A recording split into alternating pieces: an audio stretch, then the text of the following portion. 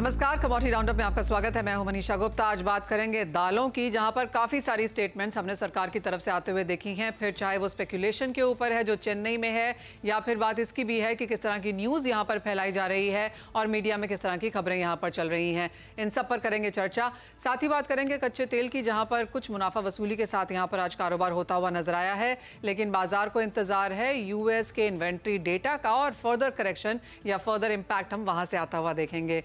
साथ ही बात करेंगे मसालों की, जहां पर कुछ खरीदारी आज लौटती हुई नजर आई है। हल्दी में तो सपोर्ट है ही, लेकिन जीरे में भी आज यहां पर बढ़त के साथ कारोबार।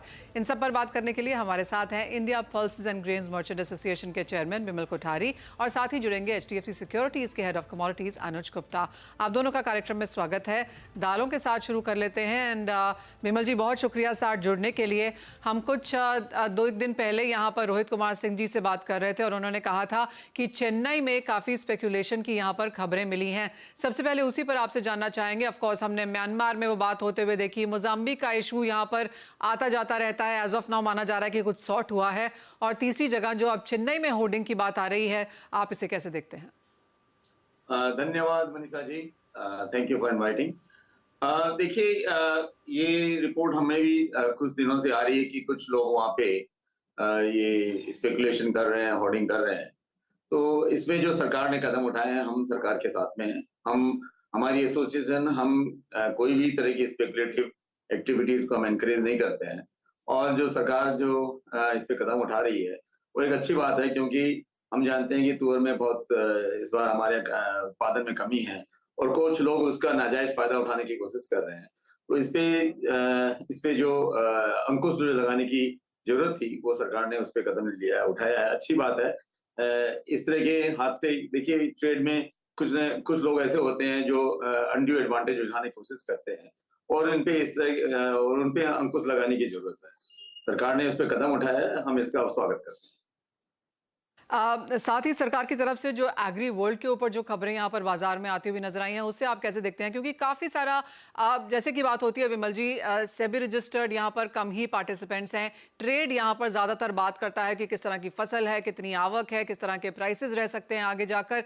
तो ये जो अब एक इंसान के ऊपर या एक एसोसिएशन या एक कंपनी के ऊपर अभी तो यहाँ पर बात आई है, लेकिन जिस तरह से इंडस्ट्री कमोडिटीज़ को स्पेशली भारतीय बाजारों में ट्रीट करती है, अब आगे यहाँ पर किस तरह का रुझान रह सकता है?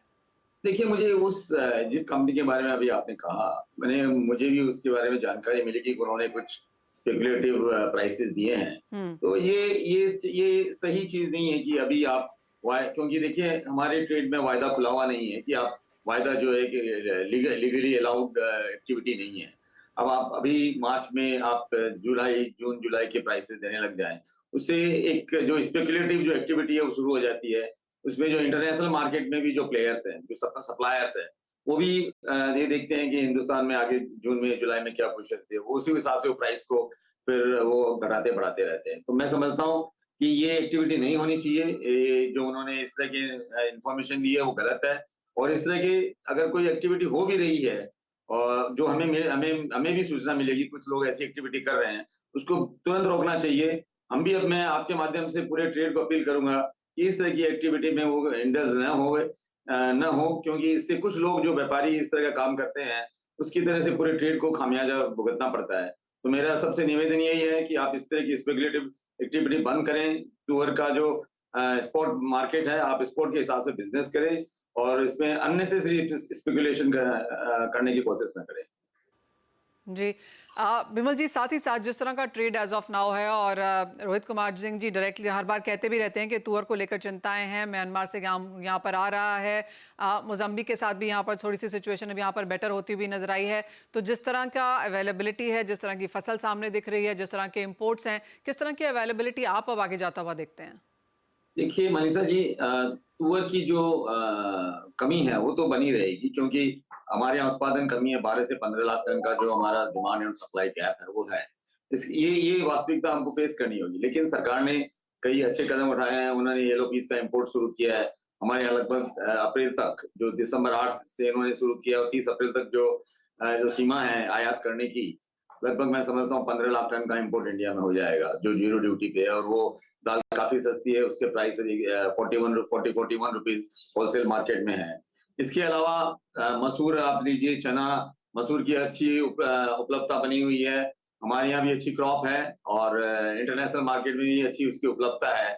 मसूर की जो एमएसपी है वो 64 रुपीज है, जबकि मसूर यहाँ पे 58 और 58-59 रुपीज में बिक रही है। चने की आवक बढ़ रही है। चना एमएसपी के नीचे या एमएसपी के आसपास बिक रहा है, तो चने की आवक भी अभी अच्छी है। होली के बाद हमें अनुमान था कि चने की आवक बढ़ेगी। तो मोर और लेस सभी दालों में उपलब्धता बनी है। दाम प्राइसेस भी लास्ट अगर आप देखें 1-1.5 महीने में तुअर को मिलाकर सभी जो बाजार हैं सारे स्थिर हैं। इसमें मैं लास्ट 1.5 महीने में मैं नहीं समझता हूँ कि कोई भी दालों में वृद्धि हुई है। रादर दालों में जो भाव है कम हुए हैं। कम से कम सभी दालों में 5 से 7 रुपए किलो की गिरावट आई है। तो उपलब्धता भी बनी हुई है, दाम भी रिजनेबल प्राइस अभी रिजनेबल लेवल पे है और मुझे नहीं लगता कि अभी कोई इनमें तेजी की आशंका कोई ऐसा अनुमान है। जहां तक आपका तुअर ने आपको तुअर के बारे में जो आपने बताया, तुअर जरूर हमारे यहाँ इस बार उपलब्धता की कमी रहेगी, लेकिन हमारे यहाँ दूसरी दालें काफी अवेलेबल हैं। तो आपको पूरे पल्सेस के बास्केट को आपको एज ए होल देखना होगा कि हमारे एज ए होल पल्सेस के बास्केट की क्या सिचुएशन है। अगर एक दाल में कमी है तो बाकी दालें हमारे पास अच्छी मात्रा में उपलब्ध है और उनके प्राइस भी रिजनेबल है। तो मैं समझता हूँ इसमें कुछ डिमांड भी शिफ्ट होगी, क्योंकि बहुत महंगी जब कोई दाल हो जाती है तो कंज्यूमर का जो हमने बिहेवियर देखा है, जो ट्रेंड देखा है, वो दूसरी दालों में शिफ्ट हो जाते हैं। तो मैं समझता हूँ इसमें कोई इतनी चिंता की बात नहीं है। और अब म्यांमार से इम्पोर्ट जारी है और अगस्त से अफ्रीका से भी इंपोर्ट शुरू हो जाएगा। दूसरे देशों के साथ भी बात हो रही है, ब्राजील और अर्जेंटीना ऐसे देशों से भी बात हो रही है कि वो भी वहाँ तुअर का उत्पादन और तुअर और उड़द का उत्पादन करें, ताकि भविष्य में हमें हमारी जो रिक्वायरमेंट है बिमल जी, ब्राजील और अर्जेंटीना से यहाँ पर माल जरूर आ रहा है, लेकिन जिस तरह के सूत्रों के हिसाब से खबर मिली है उसके हिसाब से ये है कि इंडिया यहाँ पर कोई कॉन्ट्रैक्चुअल ऑब्लिगेशन में नहीं है, जहाँ तक ब्राजील से खरीदारी की बात है। अभी तक कोई कॉन्ट्रैक्चुअल ऑब्लिगेशन नहीं है। बिल्कुल इस पे बातचीत हो रही है, दोनों सरकारों के बीच बातचीत हो रही है। आईपीजी इसको फैसिलिटेट भी कर रहे हैं। हम भी सरकार से अनुरोध कर रहे हैं कि देखिए, मैं इसमें एक मुद्दे की बात कह रहा हूँ कि देखिए, हमारे यहाँ इस साल जो सरकार के आंकड़ों के अनुसार 330 लाख टन दालों की रिक्वायरमेंट है। मनीषा जी, ये जो रिक्वायरमेंट है नेक्स्ट 6 साल में, मतलब 2030 तक लगभग 400 लाख टन की हो जाएगी। और हमारे यहाँ दालों का जो उत्पादन होता है सिर्फ रेनफेड एरिया में होता है, इरिगेटेड एरिया में नहीं होता है। एक खराब मानसून, एक एल नीनो का इफेक्ट हमारी पूरी जो सप्लाई की जो डायनेमिक्स है उसको बदल देता है। इसलिए जरूरी है, एक बहुत अच्छी बात है कि सरकार सेल्फ रिलायंस आत्मनिर्भरता की तरफ बढ़ रही है। हम इसका स्वागत करते हैं और होना भी चाहिए। लेकिन आत्मनिर्भरता का मतलब ये नहीं है कि हमको कॉशस नहीं रहना चाहिए हमें, क्योंकि देखिए हमारे यहाँ एक बहुत बड़ी पॉपुलेशन है, 140 करोड़ लोग हमारे यहाँ हैं और उनके लिए दाल जो एक बहुत बड़ा इंपॉर्टेंट फूड है, स्टेपल फूड है। तो इसकी रिक्वायरमेंट हमेशा बनी रहेगी, इसकी रिक्वायरमेंट बढ़ती जाएगी और ऐसा कभी कोई भी ऐसी स्थिति न बनेगी जब हमें इंटरनेशनल मार्केट में जाके दालों को खरीदना पड़े। तो उस समय अगर हम कोई इस तरह का एक एमओयू या हमारी एक अंडरस्टैंडिंग नहीं होगी, तो अचानक अगर हमारे यहाँ 10% की दालों की कमी होती है तो इसका मतलब 40 लाख टन दाल चाहिए। वर्ल्ड मार्केट में आपको 40 लाख टन दाल ढूंढने जाएंगे तो नहीं मिलेगी। तो इसलिए हमारा ऐसा एक सुझाव है कि एक लॉन्ग टर्म पॉलिसी होनी चाहिए, ताकि आप दालों की यहाँ आत्मनिर्भरता की तरफ बढ़े और हमारा कुछ ओरिजिन्स के साथ में एक अंडरस्टैंडिंग होना चाहिए कि तो हमारे लिए कुछ दालें वो बराबर जो हमारे लिए जो दालें हैं उत्पादन करें, ताकि कोई भी जो इवेंचुअलिटी होती है हम उन दालों को वहां से खरीद सकते हैं। एब्सोल्युटली। बिमल जी, एक फाइनल सवाल, और तुअर को लेकर हमने देखा है कि पिछले 8-10 महीने, एक्चुअली मुझे याद है जब इब्जा की लास्ट कॉन्फ्रेंस थी उस समय से जैसे ही ये मुद्दा गर्म हुआ है हमने बिल्कुल इसे स्लो डाउन होते हुए देखा ही नहीं है। वो पहली बार था जब रोहित कुमार सिंह जी ने बात भी करी थी कि दालों में यहाँ पर स्पेशली तुअर में यहाँ पर स्पेकुलेशन ना की जाए। पूरा एक साल ऑलमोस्ट 6-8 महीने तो फॉर श्योर हो गए हैं उस चीज़ को। आप कैसे देखते हैं? आपको लगता है कि ट्रेडर्स के अलावा भी यहाँ पर स्पेकुलेटिव एक्टिविटीज हैं, होर्डिंग है, not just in the country, outside as well? I mean, किस तरह की सिचुएशन बन गई है कि सरकार के इतनी कोशिशों के बावजूद भी हमने देखा है कि होर्डिंग यहाँ पर रुकती हुई नजर नहीं आ रही है। ये सिचुएशन से अब इसका निकाल क्या है?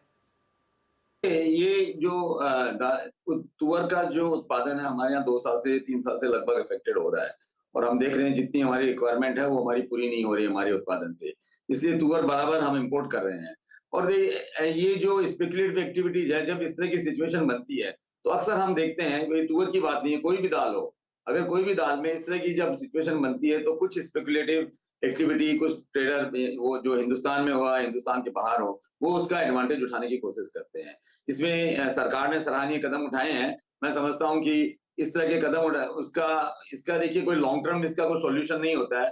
इस तरह की जो कुछ ट्रेडर जो होते हैं, जिनको जो एक जिनकी वो आदत से मजबूर है कि वो इस तरह की एक्टिविटी करेंगे, तो इससे जो सरकार इस तरह के कदम उठा रही है, इससे उनको वार्निंग मिलेगी, इससे वो और अगर ऐसे कदम और ऐसे इन कदमों से वो इस तरह की जो एक्टिविटी है उसमें रोकने में काफी इसमें सफलता मिलेगी। तो मैं समझता हूँ ये देखिए इसको लॉन्ग टर्म में इसका सॉल्यूशन नहीं होता है। जैसे जिस तरह की अगर एक्टिविटी होती है, उसी समय ये कदम उठाने पड़ते हैं और सरकार इसके लिए कदम उठा रही है, जो मैं समझता हूँ बहुत सही है और बहुत सराहनीय है।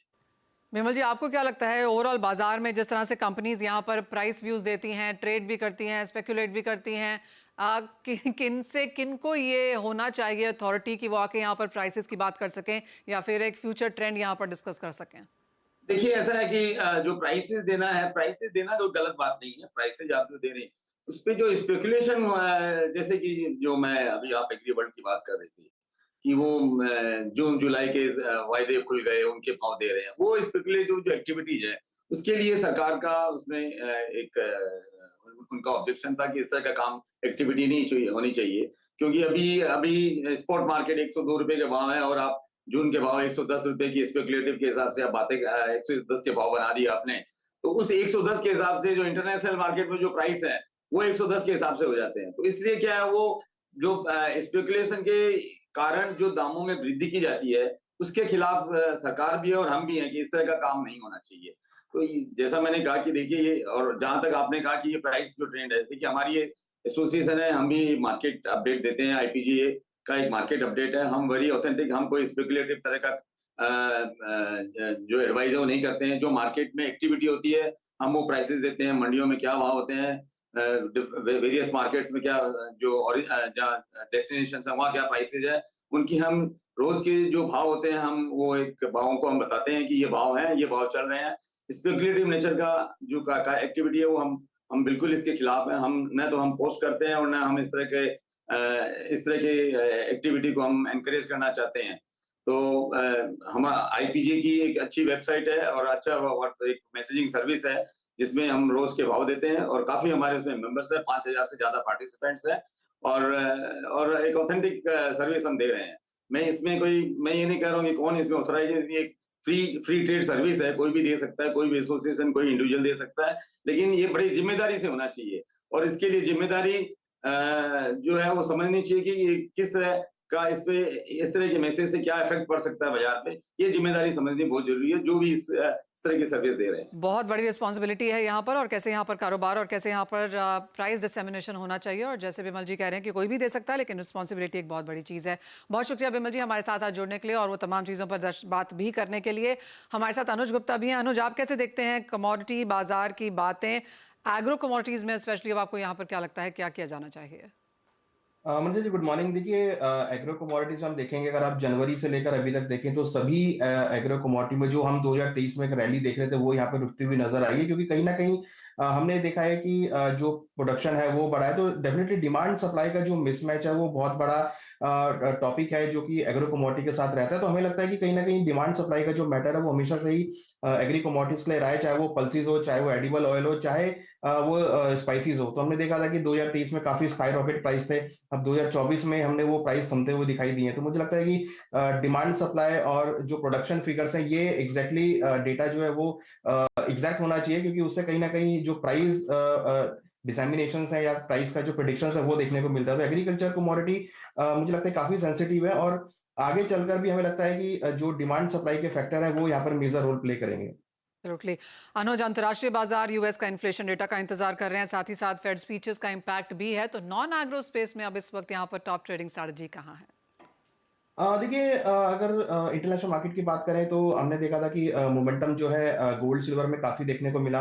हालांकि लास्ट वीक गोल्ड ने लाइफ टाइम हाई टेस्ट किया था, सिल्वर भी करीबन 4 महीने के उच्चतम स्तर पे था।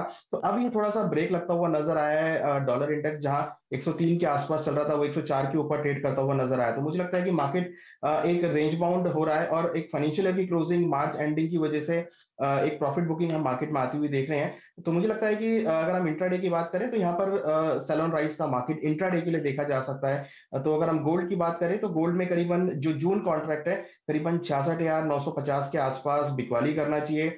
67,100 का स्टॉप लॉस है, टारगेट नीचे करीबन 66,400 66,300 तक देखा जा सकता है। वहीं सिल्वर के अंदर भी सैलून राइस का मार्केट देखने को मिल सकता है, तो करीबन 74,700 के आसपास बिकवाली करें, 75,100 का स्टॉप लॉस है, टारगेट नीचे करीबन 74,200 तक देखा जा सकता है। तो बुलियंस में मुझे लगता है कि कहीं ना कहीं थोड़ा ब्रेक लगता हुआ दिख रहा है। डॉलर इंडेक्स में जो स्पीड आई है उसकी वजह से हो सकता है कि एक इंट्राडे के लिए आपको सैलून राइस का मार्केट गोल्ड सिल्वर में देखा जा सकता है।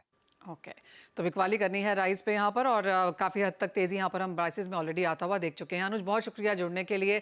उन तमाम स्ट्रैटेजीज के लिए भी एक ब्रेक का समय है। जब लौटेंगे तो एक एक्सक्लूसिव कॉन्वर्सेशन लेकर आएंगे अमूल के एमडी जयंत मेहता के साथ।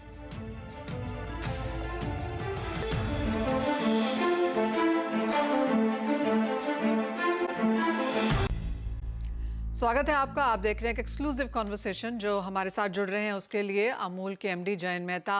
मिस्टर मेहता, अमूल अब अमेरिका में अपना कारोबार बढ़ाने की कोशिश में है। इसके लिए अमेरिका में आपने करार भी कर लिया है। इस पर और कंपनी की FY25 की प्लानिंग के लिए अब आपको क्या नजर आता है आगे जाकर, और ये जो US में फोरे है इसके क्या मायने हैं? बताते हुए बड़ी खुशी हो रही है कि हमने यूएस में वहां पे 108 साल पुरानी एक डेयरी कोऑपरेटिव है, मिशिगन मिल्क प्रोड्यूसर्स एसोसिएशन, उनके साथ करार किए हैं अमूल के दूध और फ्रेश प्रोडक्ट्स लॉन्च करने के लिए। तो जैसे हम भारत में पीते हैं अमूल गोल्ड, तो 6% फैट वाला दूध यूएस में पहली बार लॉन्च होने जा रहा है। साथ में अमूल शक्ति, अमूल ताजा, अमूल स्लिम एंड ट्रिक, और उसके कुछ समय बाद ही अमूल दही, अमूल छाछ, अमूल पनीर और फ्रेश प्रोडक्ट्स भी हम यूएस के मार्केट में लॉन्च करेंगे।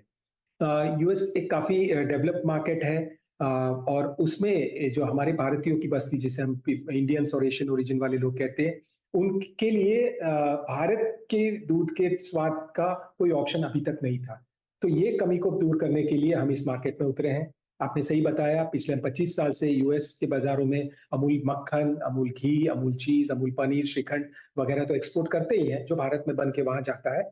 बट फ्रेश प्रोडक्ट्स के लिए हमने वहां की सहकारी डेयरी से टाई अप किया है, और हम विश्वास रखते हैं कि वहां के प्रोडक्ट, वहां के कंज्यूमर्स को, भारतीय के साथ साथ मेन स्ट्रीम के कंज्यूमर्स को भी हमारे प्रोडक्ट्स और स्वाद उसके पसंद आएंगे, और हम अमूल का जो व्याप है उसको बढ़ाने में कामयाब रहेंगे।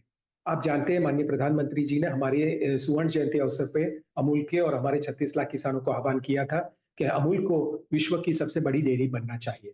तो उसी दिशा में ये एक छोटा सा कदम है, और हम आशा रखते हैं कि धीरे धीरे करके जो राष्ट्रों में अमूल के प्रोडक्ट्स और फ्रेश प्रोडक्ट्स नहीं जा रहे हैं, वहां पे भी इसी तरह से हम आगे बढ़े, ताकि ब्रांड वैश्विक बने, और साथ साथ में हमारे जो दूध उत्पादक हैं उनको भी इस वैश्वीकरण का फायदा मिले।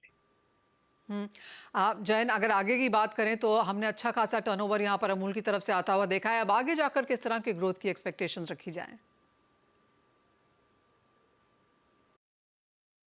अब जो ग्रोथ की स्टोरी है अमूल की डबल डिजिट की, वो तो बरकरार है, और साथ में जिस हिसाब से हमारे पास दूध में बढ़ोतरी हो रही है, और किसान जो जितने जुड़ रहे हैं हमारे गुजरात और गुजरात के बाहर, तो मुझे बड़ा विश्वास है कि ये डबल डिजिट ग्रोथ का जो हमारा एक अपॉर्चुनिटी है उसको हम अचीव करते रहेंगे। और अगले 2 साल में हमारा जो टारगेट है 1 लाख करोड़ का, अमूल ब्रांड इसी साल, पिछले साल 72,000 करोड़ का टर्नओवर था, इस साल 80,000 करोड़ के आसपास होगा, और मुझे विश्वास है कि जो हमने टारगेट लिया था 2 साल में 1 लाख करोड़ का, वो हम अचीव कर पाएंगे। साथ ही एक फाइनल सवाल मिस्टर मेहता, और ये है समर सेल्स को लेकर। अगर इस सीजन की बात की जाए तो इस बार गर्मियां ज़्यादा हैं, आगे जाके हीट वेव की बात की जा रही है, और आपने काफ़ी समय से दूध के प्राइसेस भी नहीं बढ़ाए हैं, लेकिन बाजार को ये कंसर्न ज़रूर है कि क्या बहुत जल्दी ये भी होने वाला है कि एज ऑफ नाउ थोड़ा सा एश्योरेंस के साथ बैठ सकते हैं? समर आता है तो आइसक्रीम सबसे तेज दौड़ने वाली चीज होती है। तो अमूल आइसक्रीम की डिमांड तो पिछले साल समर कम था, समर अच्छा नहीं था तो सेल्स थोड़ा कम हुआ। हालांकि हम इस साल 25% ग्रोथ करेंगे, जो मार्च में ये साल खत्म हो रहा है। अगले समर की हमारी उम्मीद है करीबन 50% ग्रोथ की। उस ग्रोथ को अचीव करने के लिए हमने अपनी प्लांट कैपेसिटी को डबल करने का टारगेट लिया था, वो पूरा करेंगे इस साल में। हमारे 6 नए प्लांट इस साल आए हैं, और 25 प्लांट्स में अमूल आइसक्रीम का प्रोडक्शन हो रहा है आज की तारीख में। साथ साथ में डिस्ट्रीब्यूशन में भी काफी एक्सपेंशन किया है, और छोटे गांव तक हम लोग ने आइसक्रीम का सप्लाई चेन डेवलप किया है। तो और नई प्रोडक्ट रेंज, वाजिब दाम में प्रोडक्ट रेंज, कुल्फी पे फोकस, ऐसे कई सारे इनिशिएटिव्स हमने लिए हैं ताकि हर एक भारतीय को अमूल आइसक्रीम उपलब्ध भी होगा, अफोर्डेबल भी होगा और वो स्वाद उसका कंटिन्यूअसली ले पाएंगे। साथ साथ में समर में दही, छाछ, अमूल कूल, लस्सी, बेवरेजेस की सब रेंज है, उसकी भी डिमांड काफी अच्छी होती है। उसमें भी हमने काफी कैपेसिटी एक्सपेंशन किया है, न्यू प्रोडक्ट डेवलपमेंट किया है। 10 रुपए के अमूल ट्रू से लेके हम प्रीमियम 100 रुपए की सिंगल कंट्री कॉफी भी बेचना शुरू किए हैं, जिसका बहुत अच्छा डिमांड है। तो उस हिसाब से एक पोर्टफोलियो है जो सबके लिए है और सबके स्वाद के अनुसार उसमें प्रोडक्ट्स हमने बनाए हैं। तो उसका भी ग्रोथ हमें अच्छा एक्सपेक्ट कर रहे हैं हम लोग इस सीजन में। और बाकी भी जो प्रोडक्ट की कैटेगरीज है, चीज में मानो हमने 55% कैपेसिटी एक्सपांशन की है पैकिंग में, एक नया प्लांट कमीशन किया है, मिल्क पाउडर में भी नए प्लांट्स हम ला रहे हैं, डेयरीज में भी काफी एक्सपांशन हो रहा है। तो ओवरऑल जो इंडिया का डेयरी मार्केट की अपॉर्चुनिटीज हैं उसको बहुत अच्छी तरह से हम लोग सभी मायने में, इंफ्रास्ट्रक्चर डेवलपमेंट, गांव में दूध मंडियां, वहां पे इन्वेस्ट करके बल्क मिल्क कूलर से लेके मार्केट तक जो एक्सपांशन का काम है वो बड़ी तेजी से चल रहा है और उसके रिजल्ट्स हमको अगले कई सालों में बहुत अच्छी तरह से आने की संभावना है। दूध के दाम की बात आपने छेड़ी तो मुझे याद आ रहा है कि पिछले साल फरवरी से लेके अब तक, यानी कि 1 साल के ऊपर 1 महीना हो गया, अमूल ने दूध के दामों में कोई बढ़ोतरी नहीं की है। रीजन बहुत सिंपल है कि अगर किसान पे इन्फ्लेशन का प्रेशर ना हो, अगर फीड अवेलेबल हो और वाजिब दाम में हो, तो ये हमको कंज्यूमर्स को पहुंच देने की प्राइस इंक्रीज की जरूरत नहीं पड़ती है। और उसका ये श्रेष्ठ उदाहरण है कि 1 साल में कोई प्राइस इंक्रीज नहीं हुई है और हम आशा रखते हैं कि ऐसा सिचुएशन बना रहे। तो और हमारे पे जब तक प्राइसिंग प्रेशर नहीं होगा, हम कस्टमर्स को कोई तकलीफ नहीं देना चाहेंगे। हम चाहेंगे कि लोग अमूल दूध, दही, छाछ और पूरे प्रोडक्ट्स अच्छी तरह से एंजॉय करें, मार्केट की डिमांड बढ़े ताकि हमारे किसान भाइयों बहनों को भी इस बाजार की वृद्धि का फायदा मिलता रहे।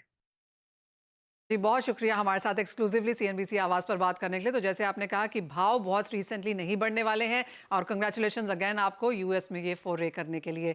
इसी के साथ फिलहाल इस कार्यक्रम में इतना ही समय है। आप जुड़े रहिए हमारे साथ। ब्रेक के बाद इक्विटी बाजार पर